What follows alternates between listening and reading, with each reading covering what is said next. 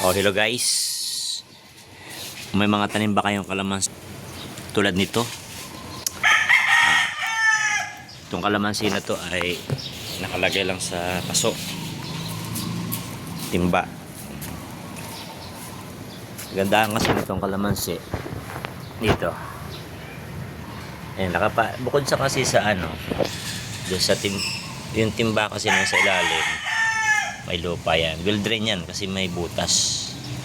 Yan, kailangan kasi ng kalamansi may butas. May lupa rin to. At may lupa rin to.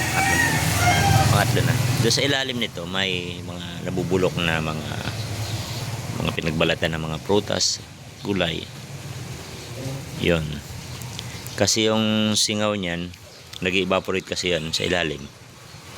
Na-absorb ng ng ugat, yung nasa ibabaw ng ugat. Nag-evaporate kasi yan parang nag-i-steam. Kung sa singaw ng sinaing, umaakyat yung pinakang singaw niya. At na-absorb naman ng mga ugat ng kalamansi yung singaw nun. Kaya nagkakaroon siya ng magandang dahon at pamumunga. Yan, yung bunga ng kalamansi. Yan siya, itong kagandahan ng may kalamansi sa bahay. Medyo naninilaw kasi ngayon kasi kulang sa sikat ng araw kasi lagi nag-uulan. Yan siya. Yan, sinadjust ko lang kasi ang kagandahan kasi ng kalamansi. Ito ay buong taon namumunga basta may supply ng sikat ng araw. Yan, kapag gusto mong kagandahan kasi nito, pag may ganito ka sa bahay, pwede mo siyang ilipat-lipat ng lugar, no?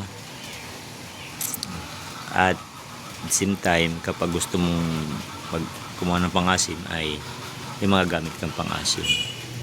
Yan, hanggang dito lang po ang aking video. At kung mayroon kayo mai-share ng mga ganitong uri ng punong prutas na kalamansi ay mag-comment naman kayo, no?